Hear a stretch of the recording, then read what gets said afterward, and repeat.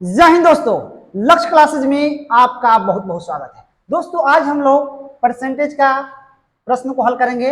आज क्लास हम लोग का 5 रहेगा। पहला क्वेश्चन है कि किसी परीक्षा में 60% छात्र अंग्रेजी में उत्तीर्ण हुए हैं, 70% हिंदी में और 40% दोनों में, तब अंग्रेजी और हिंदी दोनों में अनुत्तीर्ण छात्रों की संख्या क्या होगी। देखिए एक ट्रिक हम आपको बता दे रहे हैं कि पास प्लस पास माइनस पास, दूसरा रहेगा fail plus fail minus fail. ध्यान रखेंगे कि अब सब तो एक ही जैसा है, लेकिन क्या करेंगे, एक कंसेप्ट आप लोग इसको भी समझ लेंगे कि number of A union B is equal to number of A plus number of B minus number of A intersection B. देखिए ध्यान रखेंगे, ए यूनियन बी का मतलब क्या होता है कि अगर दो को समुच्चय में दिया रहे, दोनों में जो मिले उसको और जो नहीं मिले उसको लेते हैं, यूनियन में होता है। इंटरसेक्शन में होता है कि दोनों में जो मिले वही होता है। कहने का मतलब है कि यूनियन का मतलब एलसीएम, जिस तरीका से हम लोग एलसीएम याद करते हैं वो क्या होता है, यूनियन होता है, और जिस तरीका से हम लोग एचसीएफ निकालते हैं वो इंटरसेक्शन होता है। देखिए यहाँ पे पास पास यानी किसी एक सब्जेक्ट में पास, फिर किसी एक सब्जेक्ट में पास, और दोनों सब्जेक्ट में यहाँ पास होगा वो लिखेंगे, फिर एक सब्जेक्ट में फेल, फिर दूसरा सब्जेक्ट में फेल, और दोनों सब्जेक्ट में फेल। तब इस प्रश्न को हम लोग इस प्रकार बनाते हैं। ऐसा प्रश्न रहे तो ध्यान रखेंगे, यहाँ कह रहा है कि 60% अंग्रेजी में उत्तीर्ण, फिर 70% हिंदी में उत्तीर्ण और 40% दोनों में। दोनों बोले तो क्या, अंग्रेजी और हिंदी दोनों। तो दोनों का मान यहाँ हम घटा लेते हैं और ए ओ का यहाँ मान लिखते हैं, फिर यहाँ लिखते हैं। फिलहाल पहले क्या करते हैं कि सब एक ही होना चाहिए, पास पास फिर पास, यानी कहने का मतलब कि अंग्रेजी में पास, फिर हिंदी में पास और उसके बाद दोनों में पास। तब इस फॉर्मूला का इस्तेमाल करेंगे। दूसरा फॉर्मूला रहेगा कि हिंदी में पास अंग्रेजी में पास, सॉरी हिंदी में फेल अंग्रेजी में फेल और दोनों में फेल। तब इस फॉर्मूला का इस्तेमाल करेंगे। चलिए क्वेश्चन को सॉल्व करते हैं। यहाँ कह रहा है कि 60% अंग्रेजी में, तो हम निकालते हैं 60% क्या है, अंग्रेजी में पास है, उत्तीर्ण है। 70% हिंदी में क्या है आपका उत्तीर्ण है, और 40% दोनों में उत्तीर्ण है। इसको सॉल्यूशन करेंगे तो क्या हो जाएगा, 6 7 13, 130 हो जाएगा, और माइनस कितना हो जाएगा, 40 हो जाएगा। हटा देंगे तो कितना होगा, 90%। 90% क्या होगा, 90% होगा दोनों सब्जेक्ट में उत्तीर्ण। ठीक है, दोनों सब्जेक्ट में उत्तीर्ण होगा। अब कह रहा है कि तब अंग्रेजी और हिंदी दोनों में अनुत्तीर्ण निकालना है, यानी हम लोग को निकालना है फेल इन बोथ सब्जेक्ट। ठीक है, क्या करेंगे हम लोग, 100 में से घटा लेंगे 90, यानी 10%। ये जो 10% होगा दोनों में क्या होगा, अनुत्तीर्ण होगा। ये हम लोग का ऑप्शन नंबर क्या होगा, ए होगा। चलिए अगले क्वेश्चन पे आते हैं। क्वेश्चन नंबर 2 है, किसी परीक्षा में 52% विद्यार्थी हिंदी तथा 42% अंग्रेजी में फेल हुए। यदि 17% विद्यार्थी इन दोनों विषयों में फेल हुए हो तो कितने प्रतिशत विद्यार्थी दोनों विषयों में पास हुए। देखिए पहले फेल की काउंट कर रहा है, तो हम निकालेंगे फेल बराबर क्या होता है, fail plus fail minus fail. ध्यान रखेंगे कि एक विषय का फेल है, ये एक विषय का फेल है, क्या है, दोनों विषय का फेल है। निकाल देंगे 52% हिंदी में, तो यहाँ लिखेंगे 52% प्लस 42%, और ये कि दोनों में कितना फेल है, 17%। और इसका हम लोग सॉल्यूशन कर लेंगे तो कितना हो जाएगा, 4 हो जाएगा, 5 4 9 हो जाएगा, और माइनस 17। इसको हल कर लेंगे, 14 में से 7 हो जाएगा, 8 में से 1 77, यानी 77% जो विद्यार्थी हैं दोनों विषयों में फेल है। तो हम लोग को निकालना है कि कितने प्रतिशत विद्यार्थी दोनों विषय में पास है। पास निकालना है, पास इन बोथ सब्जेक्ट। ठीक है, अब दोनों विषय में पास निकालेंगे तो हम क्या करेंगे, 100 में से 77 घटा देंगे। ठीक है, तो कितना हो जाएगा, 23%, यानी 23% विद्यार्थी जो है दोनों विषयों में क्या है, पास है। यानी ऑप्शन नंबर क्या जाएगा, सी जाएगा। चलिए अगले क्वेश्चन पे आते हैं। क्वेश्चन नंबर 3 है कि किसी कक्षा के 72% विद्यार्थियों ने जीव विज्ञान तथा 44% ने गणित लिया।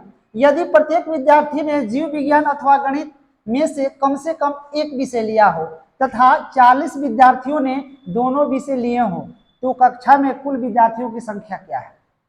देखिए यहाँ पे हम लोग दिया है आपका कि 72% क्या लिया है, 72% जीव विज्ञान लिया है और 44% क्या लिया है, गणित लिया है।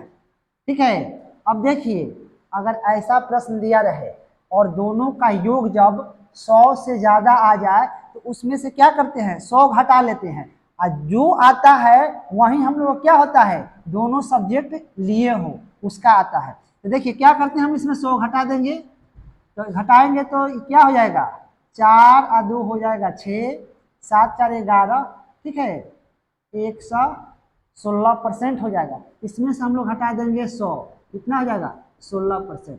ये जो 16% आएगा यही क्या होगा, जीव विज्ञान अथवा गणित में से कम एक विषय लिए हो। और यही 16% जो है हम लोग क्या है, 40 विद्यार्थियों ने दोनों विषय लिए हो। तो हम लिखेंगे यहाँ 16% इक्वल टू क्या है 40, 1% हो जाएगा 40/16। हम लोग क्या याद करना है 100%।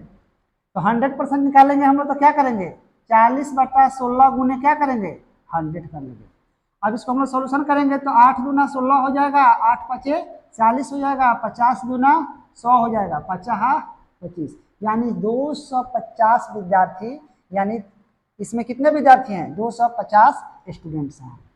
ठीक है, यानी ऑप्शन नंबर क्या जाएगा, बी जाएगा 250।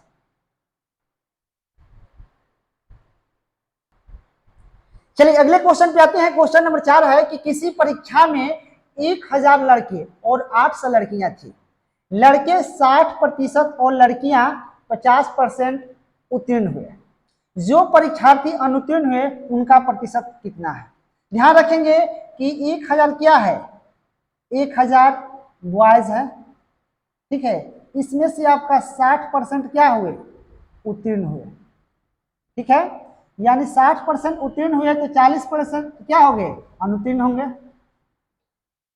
ठीक, अब कह रहा है कि 800 लड़कियां हैं, 800 क्या है, गर्ल्स है, जिसमें क्या है 50% क्या हुई, उत्तीर्ण हुए, तो 50% क्या होगा, अनुत्तीर्ण होगी। अब हम 1000 का 40% निकाल लेंगे यहाँ, तो हम लोग क्या निकालना है, अनुत्तीर्ण का प्रतिशत, यानी लिखेंगे हम लोग अनुत्तीर्ण का प्रतिशत। ठीक है, अब देखिए 1000 का हम लोग 40% निकालेंगे, 1000 का जब 40% निकालेंगे तो कितना हो जाएगा, 400 हो जाएगा। 1000 का निकाल लीजिएगा 40% तो 400 हो जाएगा, और फिर 800 का 50% निकाल लीजिएगा तो ये भी कितना हो जाएगा, 400। ठीक है, तो 400 गुने कितना हो जाएगा 100, और कितना में है आपको, 1000 लड़के हैं और 800 लड़कियां, यानी 1800। ठीक है, अब यहाँ हम लोग चलेंगे 4 और 4 कितना हो जाएगा, 800 गुने 100/1800, 2 शून्य से 2 शून्य कट जाएगा, फिर यहाँ 9 हो जाएगा, ये कितना हो जाएगा 400 हो जाएगा। यानी हम लोग का आ जाएगा 400/9। इसको सॉल्यूशन कर लेंगे तो 9 चौका 36, फिर 4 9 चौका 36, यानी 44.4/9% हुआ। यानी इसको हम लोग भी ऐसे लिख सकते हैं 44.44 आएगा %। यानी ऑप्शन क्या जाएगा, ऑप्शन जाएगा बी। चलिए अगले क्वेश्चन पर चलते हैं। क्वेश्चन नंबर 5 है कि किसी परीक्षा में 70% विद्यार्थी अंग्रेजी में पास हुए, 80% गणित में पास हुए तथा 10% दोनों विषयों में फेल हुए। यदि दोनों विषयों में 144 विद्यार्थी पास हुए तो विद्यार्थियों की कुल संख्या कितनी थी? ध्यान रखेंगे कि दिया है आपका 70% क्या दिया है, इंग्लिश में क्या हुए, पास हुए। ठीक है, तो इसमें कहेंगे हम लोग कि 30% क्या होगा, इसमें फेल होंगे। अब कह रहा है कि 80% गणित में, तो 80% क्या है, मैथ्स में पास हुए, तो आपका 20% क्या होगा, फेल होगा मैथ्स में। और दोनों में, यानी यहां दिया है कि इंग्लिश और मैथ दोनों में फेल कितना है? 10% है। ठीक है, तो पहले हम निकाल लेंगे कि दोनों विषयों में फेल निकालेंगे तो 30 प्लस 20 माइनस 10, 30 20 50 10, यानी हम क्या कहेंगे 40% जो विद्यार्थी है दोनों में फेल हुए। तो दोनों में हम लोग पास निकाल लेंगे तो 100 माइनस 40, यानी 60% विद्यार्थी क्या हुए? दोनों में पास हुए। और दोनों विषयों में पास दिया है 144, तो हम यहाँ करेंगे 60% इक्वल टू कितना? 144, 1 बराबर 144 अपॉन 60, इसलिए 100% पर निकालेंगे तो 100 लिख देंगे, तो 0 से 0 कट जाएगा, यहाँ कटेगा हम लोग को 6 दूना 12, 6 चौका 24, यानी काट देंगे, यानी कितना हो जाएगा? 240। 240 क्या हो जाएगा? टोटल स्टूडेंट्स हो जाएगा। टोटल स्टूडेंट्स कितने हो जाएंगे हम लोग? 240 आंसर हो जाएगा।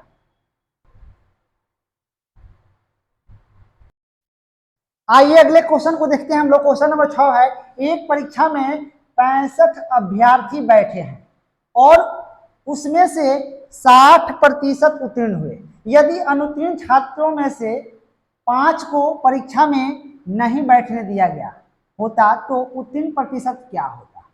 ध्यान रखेंगे कि पहले कितने उत्तीर्ण हुए। ठीक है, उत्तीर्ण याद कर लेंगे हम लोग, तो 65 का 60% निकाल लेंगे।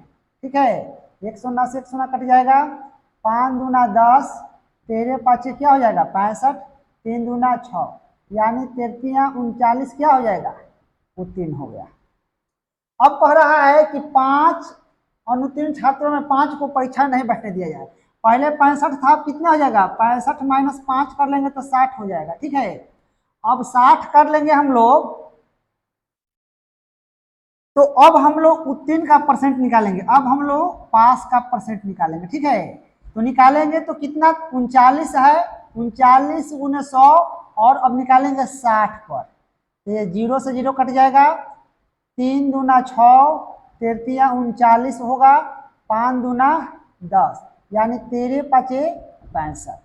अब हम लोग का उत्तीर्ण का प्रतिशत कितना होगा? 65% होगा। ऑप्शन नंबर क्या होगा? बी होगा। चलिए अगले क्वेश्चन पे आते हैं। क्वेश्चन नंबर 7 है कि कैटरीना का गणित में प्राप्तांक उसके द्वारा गणित, इतिहास और विज्ञान में प्राप्त किए गए कुल अंक का 60% से 50 कम है। यदि उसे इतिहास में 70 अंक प्राप्त हुए हों तो बताएं कि उसे विज्ञान में कुल कितने अंक प्राप्त हुए हैं। दिया है कि गणित यानी मैथ, उसके द्वारा गणित यानी मैथ, उसके बाद इतिहास को हम लोग हिस्ट्री बोलेंगे, और विज्ञान यानी साइंस में प्राप्त किए गए कुल अंक का 60% से 50 क्या है? कम है। ठीक है, ये दिया है। अब देखिए, यदि उसे इतिहास में यानी हिस्ट्री में कितना दिया है? 70 अंक दिया है। ठीक है, अगर हम यहाँ हिस्ट्री का मान रख लेंगे और हिस्ट्री का मान रख लेंगे तो मैथ का मान की भी जरूरत है। ठीक है, कम से कम एक ही डेटा रहना चाहिए जिसको निकाला जा सके, यानी मैथ का डेटा कुछ नहीं दिया है। ध्यान रखिएगा, मैथ का डेटा नहीं दिया गया है। अगर मैथ का डेटा दिया गया रहता तो इस हम प्रश्न को हल कर सकते थे, इसलिए आंसर क्या जाएगा? आंकड़े अपर्याप्त है, इसमें साइंस का मान नहीं निकाला जा सकता, इसलिए आंसर होगा डी आई।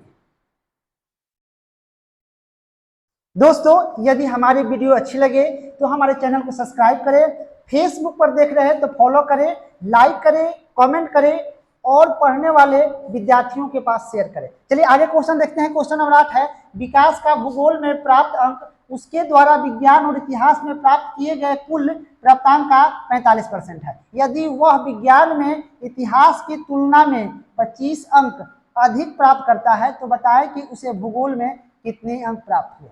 देखिए दिया है कि भूगोल यानी ज्योग्राफी में प्राप्त अंक उसके द्वारा विज्ञान यानी विज्ञान को साइंस और इतिहास हिस्ट्री में प्राप्त किए गए कुल अंक का कितना है? 45% है। ठीक है, ये दिया है। अगला कह रहा है कि यदि वह विज्ञान में इतिहास की तुलना में, जो साइंस है, और तुलना में 25% अधिक अंक प्राप्त करता है, यानी हिस्ट्री लिख देंगे हम लोग बराबर क्या है 25 अंक।